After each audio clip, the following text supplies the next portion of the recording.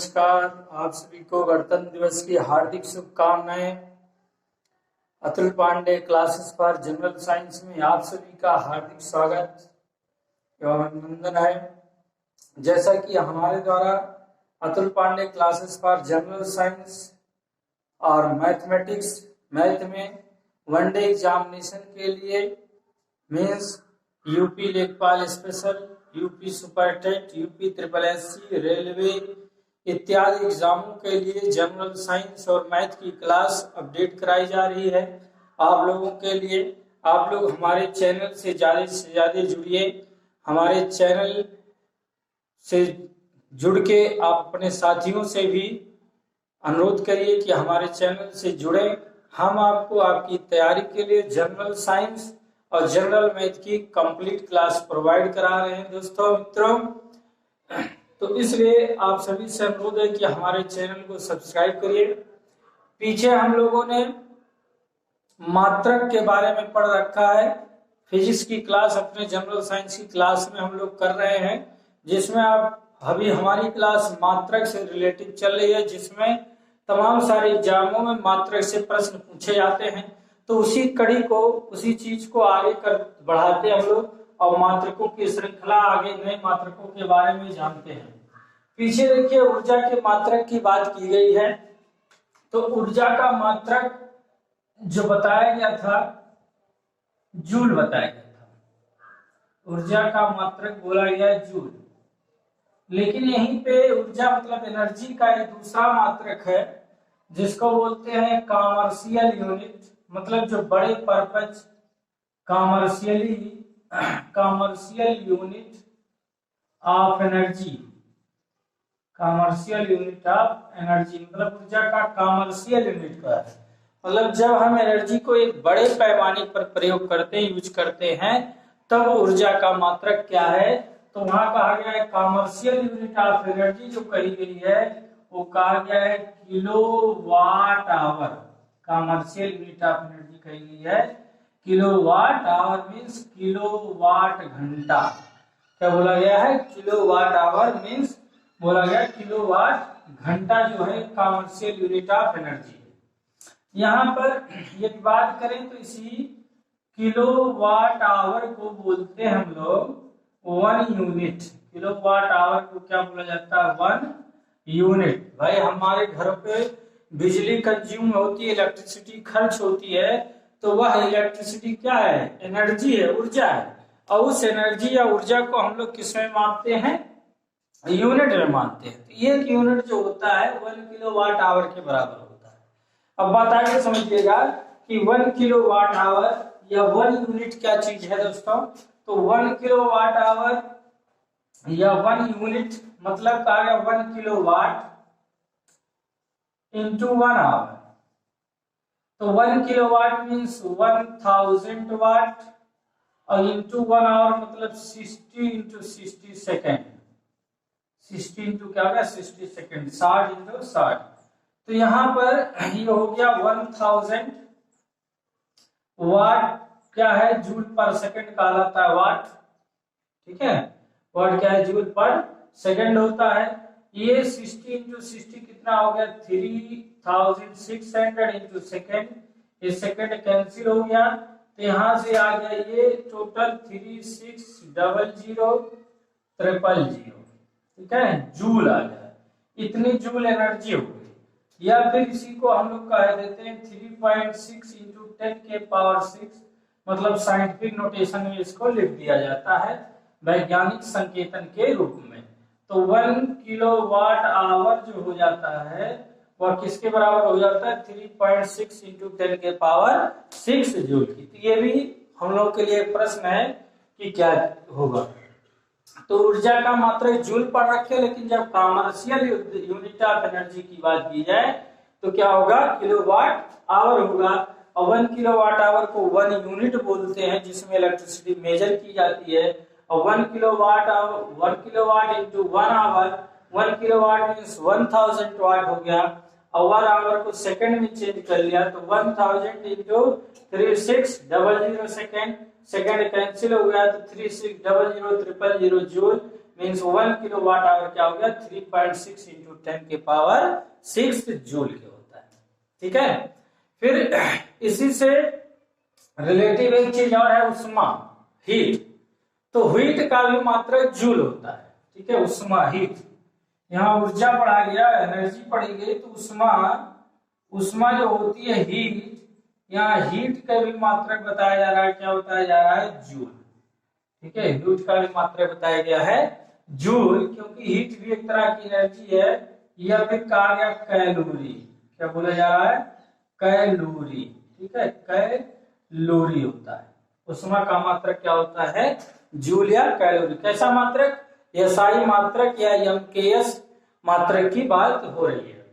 तो अब यहाँ पूछा जाता है कि एक जूल में कितने मतलब एक कैलोरी में कितने जूल होते हैं। ठीक है, एक कैलोरी में कितने जूल होते हैं, इस चीज को ध्यान दीजिएगा। तो एक कैलोरी जो होता है, एक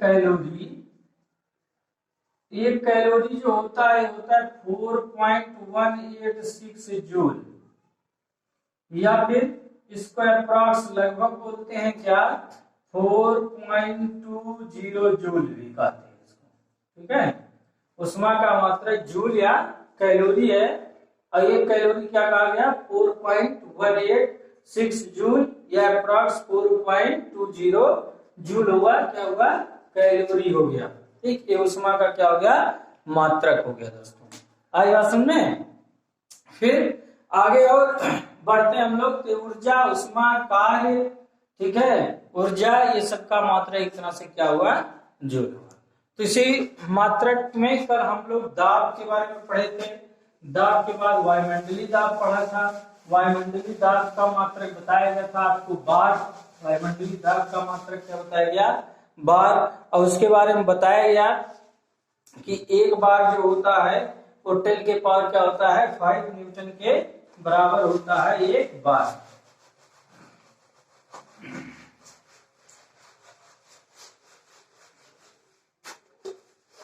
आगे अगली चीज है घनत्व।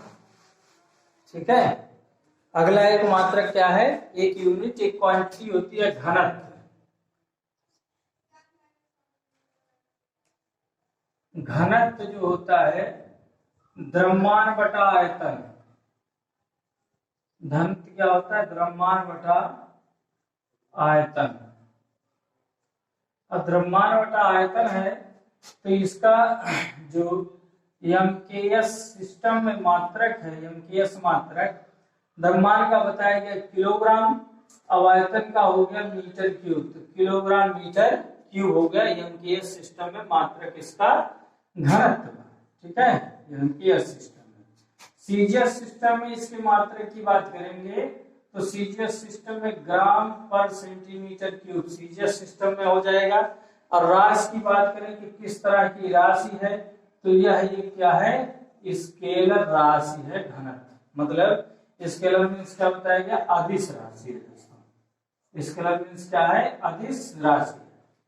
ठीक, तो घनत्व द्रव्यमान बटा आयतन, एमकेएस एसआई सिस्टम में किलोग्राम पर मीटर क्यूब, सीजीएस सिस्टम में क्या हो गया ग्राम पर सेंटीमीटर क्यूब, और क्या है, अदिश राशि है। दोस्तों बात समझ में आ रही होगी तो वीडियो कमेंट करिएगा, लाइक करिएगा, शेयर करिएगा दोस्तों को, और बताइएगा कि अतुल पांडे क्लासेस पर जनरल साइंस में जनरल साइंस की क्लास सभी वनडे एग्जाम के लिए खूब अच्छे से बताई जा रही है। आप सभी हमारे चैनल से जुड़िए। ठीक है, आगे एक अनुरोध आप सभी से कि हमारी वीडियो को लास्ट तक देखने का प्रयास करिए, क्योंकि लास्ट तक कहीं कहीं कुछ आपके लिए इंपॉर्टेंस बताया जाता है। अगली चीज है अपेक्षिक घनत्व।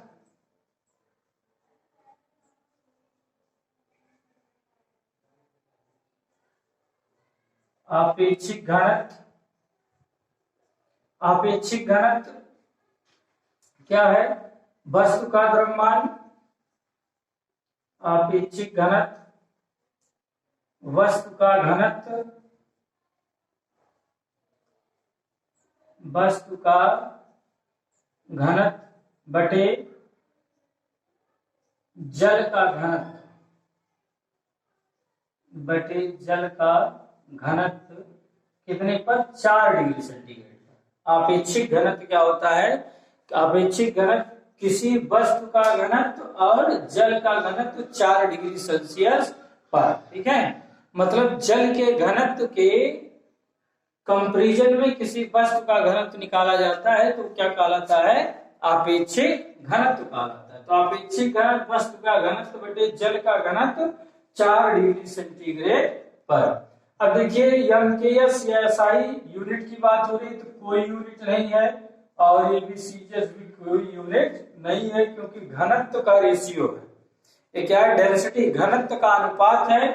तो घनत्व का रेशियो, घनत्व का अनुपात होने के कारण आपेक्षिक घनत्व की कोई यूनिट मतलब कोई एसआई या सीजीएस मात्रा नहीं होती है, ठीक है। फिर बात करें अपेक्षिक घनत्व किस तरह की, किससे मेजर किया जाता है, तो यहाँ देखिए एक चीज जानकारी आपको देते हैं कि जल का जो घनत्व होता है, जल का घनत्व की बात करें 4 डिग्री सेंटीग्रेड पे, तो ये एमकेएस सिस्टम में होता है 1000 किलोग्राम पर मीटर क्यूब, ठीक है।